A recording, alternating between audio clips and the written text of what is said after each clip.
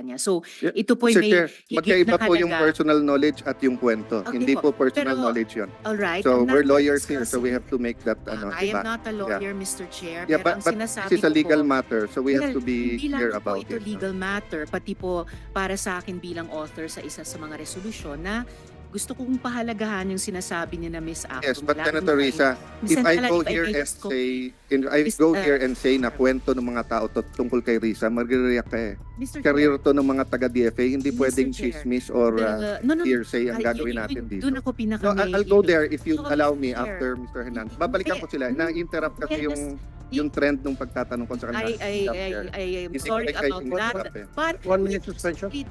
1 minute Chair, suspension. may I just complete para kay Ms. Apple? Miss Apple, alin sa mga sinasabi mo sa Tribune ay personal knowledge mo at ilan doon ay chismis lang na napakinggan mo lang? Yung tungkol lang po kay Crisel Respicio. Ang ano yon? Yun lang ang... Yun lang po yung sinabi ko sa Daily Tribune. Yung iba naman po sumbong na po ng Kaya nga, so chismis. sumbong po. Ano kaibahan ng sumbong at saka chismis? Sumbong nangyari po talaga sa kanila. So paano alam mo na tunay na nangyari? Hindi lang po isa ang nagsabi. So 400 ang nabiktima dito lang na to. Ilan ang estimate na nabiktima sa buong Milan ng mga patronato? Sabihin mong 1,200. Kaya ba ng Congen harapin ang 1,200 na tao? Oh, so bakit kayo nagko-complain na hindi naharap personally? So hindi na, 'Di ba? Your Honor, hindi. Ang mga senador ba hinaharap ba namin kayo lahat personally? Gusto namin. But there are 110 million Filipinos.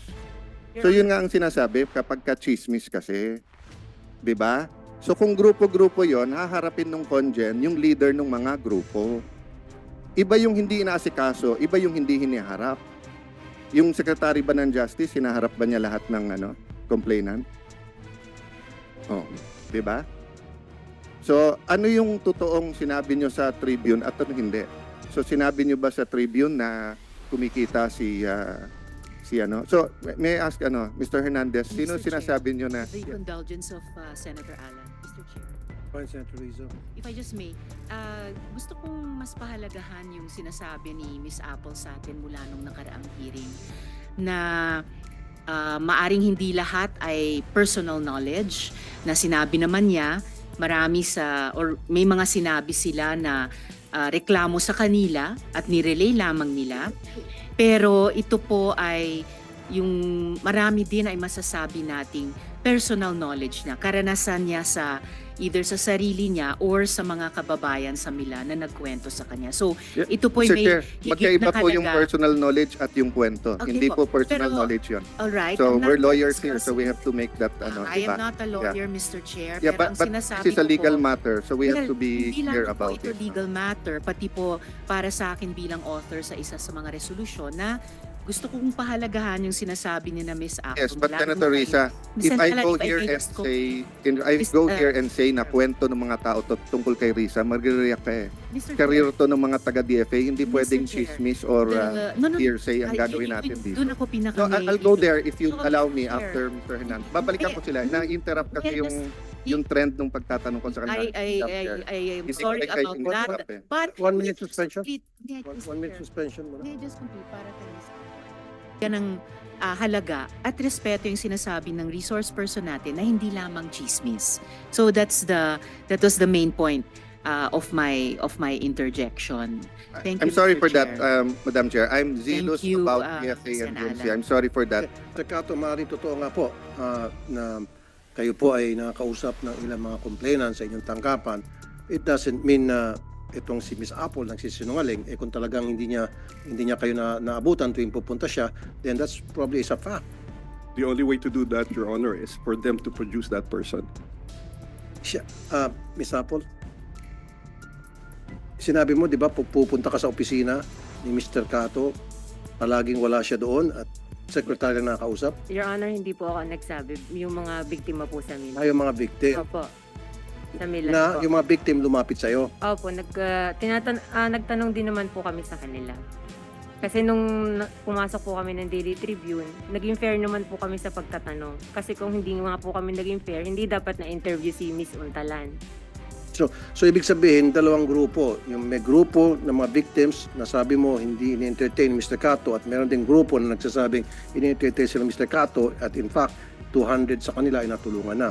Opo, may mga tao po nagsasabi na gano'n. Meron din po tao na nagsasabi na sekretary lang daw po na. Senator, Mr. Chairman, may I ask some questions?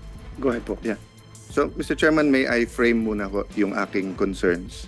But first and foremost, may I congratulate you to continue to stand up for our OFWs.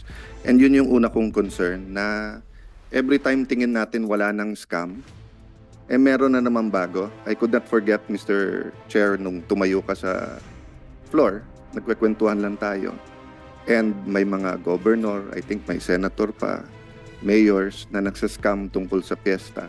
At sinabi mo nga, ako never ako magpapascam sa mga yan. And it happened na yung nagsascam kasi, mga pangalan at phone number. And in fact, Mr. Chair, sa akin, may naghingi ng pera, gumamit ng mga pangalan ng ambassador. Tapos yung number na nag-text sa akin, number sa New Zealand at Australia na nagsasabing sila yung ambassador na kilala ko. Buti na lang chinek ko, nasa Pilipinas na. So ang point ko lang, yes, the scams are out there. And nakakalungkot na talagang ang tina-target yung OFWs. Okay. But bakit masyado akong concerned sa nangyari dito at thankful sa chairman and of course kay Senator Risa for taking it. First, because ang target is our national treasures, the OFW. Hirap na sila, tapos ganito pa nangyayari. And just for a background, Mr. Chair, marami kasing bansa and Yusek De Vega or DFA or Yusek Olalia can correct me. Marami kasing bansa, pag nawalan ng trabaho yung OFW, they have to go home. Dito na sila kailangan mag-apply. So, nung wala pang Department of Migrant Workers, the DFA was working hard with the host countries na pwede bang may palugid kayong time pag nandyan yung mga OFW para hindi na nila kailangan umuwi. Makahanap sila ng trabaho. Ang problema, dun ngayon pumasok yung scam. So, may mga bansa na maluwag sila sa Pilipino na hindi pinapauwi right away, may mga nag-iimbento that they can, for money, get them jobs. Okay. Second, I'm very much concerned how both the Department of Foreign Affairs and Migrant Workers has handled this. You're putting all the onus on Conjen Cato when as early as August, alam nyo na lahat na meron to. And my questions will prove my point. Last 2 points, Mr. Chair. I'm also concerned whether this was a demolition job by some people in Tribune or whether this was a legitimate press freedom issue of bringing out this issue. If it was a demolition job, I will ask you questions, Ms. Fernandez, don't worry. If it was a demolition job, a PR job, bakit kayo sa DFA at migrant workers, di kayo nagsasalita para sa empleyado nyo? Oh, ngayon, kung hindi naman to demolition job, bakit nyo hindi dinidisiplina ang inyong sariling worker? Diba? Dalawa lang naman yun eh. So what's my main point? Tiwala sa gobyerno. Nawawalan yung OFW ng tiwala sa gobyerno dahil sa nangyayaring ganito eh. Dapat August solved na to eh. Kung nagpanik kayo sa DMW at DFA na may ganitong scam at tumulong kayo, tapos na to. Kung may ginawang masama si Conjen Cato, dapat tinanggal nyo na. Or, sa sunod-sunod na banat ng Tribune, nilabas nyo yung investigasyon nyo. May investigasyon naman kayo eh. Yes or no, Yusek De Vega? You have an investigation, di ba? Yes or no lang? Yes or Your no? Honor, I was there for actually it wasn't an investigation, more than a fact-finding. Oh yes. I So you had the wasn't fact finding, I yes or wasn't no? Yes. Oh, sir. and was Yusek was Elmer Cato cleared?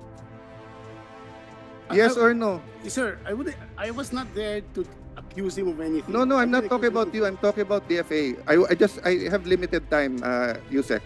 So I just want a straight answer. Was he cleared or is he guilty? There is no evidence that he made money out of this thing. Okay. Or anything.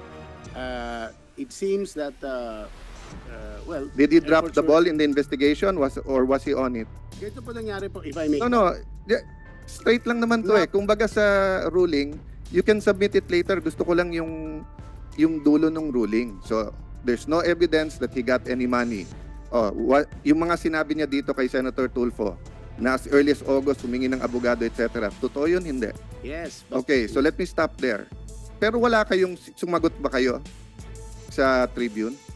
Kinall out niyo ba yung Tribune na sinisira nila ang DFA? Hindi lang naman si Elmer ang ano eh. When I was secretary, inuutusan ko si Elmer. Elmer, pag may bumanat sa ambassador ko or sa congen ko, sagutin nyo kung tama sila. Kasi don't let it fester. Di ba? Nabubuo yung public opinion ng tao eh. So let me now go to my question. When I was secretary, we increased the legal assistance fund from 100 to 250 million pesos. And we totally changed the guidelines. Dati, kailangan may kaso na yung OFW bago mo pwede bigyan ng abogado. Under the new guidelines, when I was secretary, so old na yon dahil 2018 pa yon, nangungonsulta pa lang pwede na, di ba? And during that time, the ambassador was authorized to go ahead and get it. It was a simple text message to Yusek Sara, tapos go na. So let me ask, bakit August 30 ang request? Bakit in-approve nyo ng bakit November pa nagka-abogado? And this is, let me, preliminary question to that. Trabaho ba ng DMW ngayon yan o trabaho ng DFA? Yung magbigay ng abogado. Kaninong trabaho yon? Answer, Mr. Yusek De Vega. Yes, sir. Technically, dahil OFW sila, dapat sa DMW. Okay, But DMW, bakit hindi nyo binigyan ng abogado? Ni-requestan kayo ang aga-aga pa, August 30. Your Honor, meron po. Meron po kaming hinire na abogado sa Italy at meron na po silang abogado. What date, sir? The very first time we came to know of the incident, a fact-finding team was sent there and the fact-finding members hired a lawyer immediately. Your When, sir? When? Tapos pinagbibintang na, ba't ang tagal ng abogado? Ang tagal ng report eh.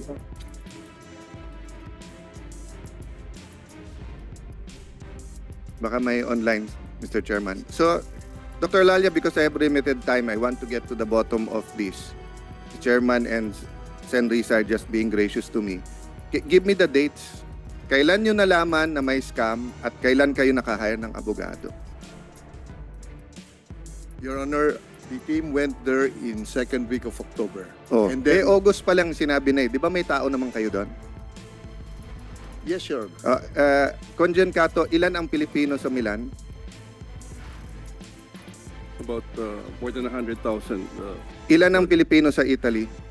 about 167,000. So, isa sa pinakamalaki sa Europe? Opo. Okay, Yusek Olalia, magkaibigan tayo ha, but let me be forefront dito sa hearing na to ha. Meron ba kayong senior official doon sa Italy? May labor attaché kayo nung August last year? Yes, Your Honor. Meron po. Mr. Chairman, please note, hindi alam ni Yusek na wala silang senior official doon. Kaya nagkaganito, kasi trabaho nyo yan eh. At isa sa pinakamalaki ang Pilipino sa Italy. Hindi alam ng ating mga kababayan, hindi trabaho ng congen yung issue na to.